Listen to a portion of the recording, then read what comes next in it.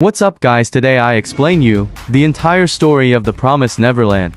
And don't forget to like this video, subscribe this channel, because we are close to hit the 1,200 followers and now have fun with the video. The story begins in the Gracefield House orphanage, where 11-year-old Emma, the intelligent Norman, and the clever Ray live together with other children under the care of their loving mother Isabella. The children are happy and enjoy a peaceful life. However, the orphanage has strict rules. The children are not allowed to leave the premises, and regularly, some of them are adopted, which brings great joy. Everything changes when Connie, one of the younger children, is chosen for adoption. However, Emma and Norman notice that she forgot her beloved stuffed rabbit and run after her to return it. As they approach the gate, they make a horrifying discovery. Connie was not adopted but sold to demons, who raised the children in the orphanage as food. Emma and Norman learn that Gracefield House is actually a farm where children are raised to be eaten by demons. Their mother Isabella is not the loving caregiver she pretends to be, but a warden overseeing the children on behalf of the demons. Emma, Norman, and Ray decide to escape the orphanage and save all the children.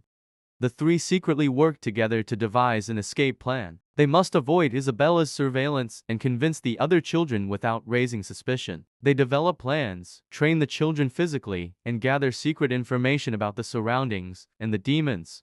At the end of the first season, there is a dramatic showdown. Norman is sent for adoption, and although he knows the truth, he seems to have no way to save himself. However, Emma and Ray manage to trick Isabella and escape with most of the children, putting their escape plan into action.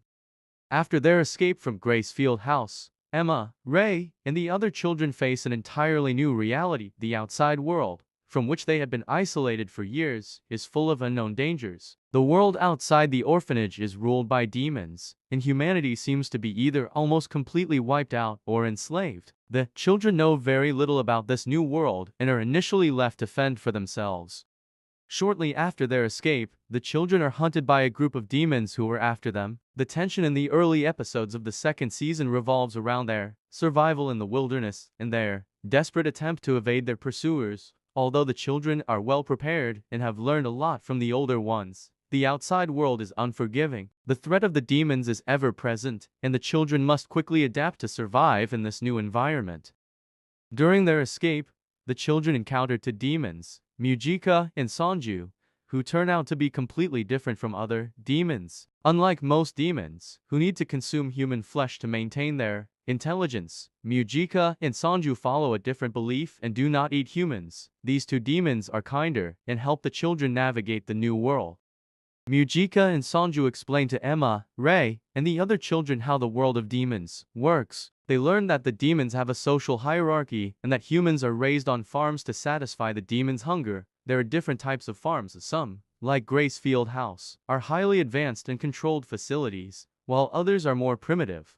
Through this encounter, Emma and Ray realize that the world is much more complex than they originally thought. They discover that there are still humans outside the farms and that there might be a chance to find and save them. At the same time, they begin to understand that demons are not just simple monsters. They have their own society and history. One of the biggest turning points of the second season is the revelation that Norman, who the children believe to be dead, is still alive. In the first season, Norman was sent for adoption, and Emma and Ray assumed that he was killed by the demons. However, he was actually taken to a secret facility called Lambda 7214, where experiments were conducted on him and other children. Norman manages to escape from Lambda and forms his own group of refugees. However, his experiences have changed him, making his views much more radical. While Emma and Ray still believe in a peaceful solution, Norman is convinced that the complete annihilation of the demons is the only way to save humanity. He devises a plan that involves using a biological weapon to eradicate the demons by preventing them from consuming human flesh, which would cause them to lose their intelligence. A central theme of the second season is the ideological conflict between Norman and Emma. Due to his experiences at Lambda, Norman has lost all hope for peaceful coexistence. He believes that the demons pose an existential threat to humanity and must be completely eradicated. To him, there is no alternative to a ruthless war against the demons.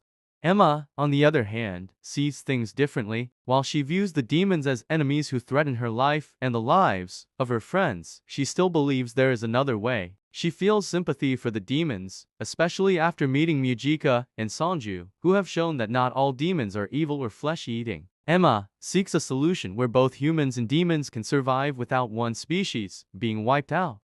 This conflict leads to intense moral and ethical discussions among the characters. Emma tries to convince Norman that his solution is too extreme and that there must be a way to achieve peace without more bloodshed. Ray is caught in the middle, partially siding with Emma, but also understanding why Norman thinks the way he does. The climax of the second season revolves around Emma, Ray, Norman, and their friends' efforts to overthrow the demons system and find a peaceful solution. They manage to uncover the truth about the demon world and weaken the ruling class of demons by inciting a rebellion and bringing down the structure of the farms. By the end of the season, Emma succeeds in steering Norman away from his extreme views, and they find a way to save both the demons and humans. They learn that demons who rely on human flesh can lose their power if they stop consuming humans, and Mujika's blood plays a crucial role in the solution. Emma and her friends work tirelessly to change the world and create a future where both humans and demons can live in peace. The second season of The Promised Neverland explores deep themes like morality, sacrifice, war, and peace. It poses the question of whether it is possible to find peaceful solutions in a cruel and unjust world, or if violence is sometimes inevitable. Emma embodies the idealism and belief in a better future, while Norman represents pragmatism in the dark reality born out of pain and loss. The season concludes with a sense of hope that, despite all the obstacles and challenges, a path has been found to save both humanity and the demons.